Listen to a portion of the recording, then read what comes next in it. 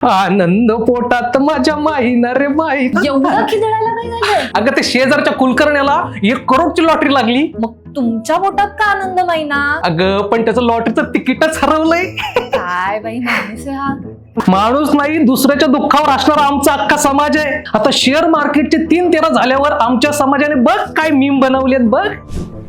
क्या क्या बात कर रहे हैं?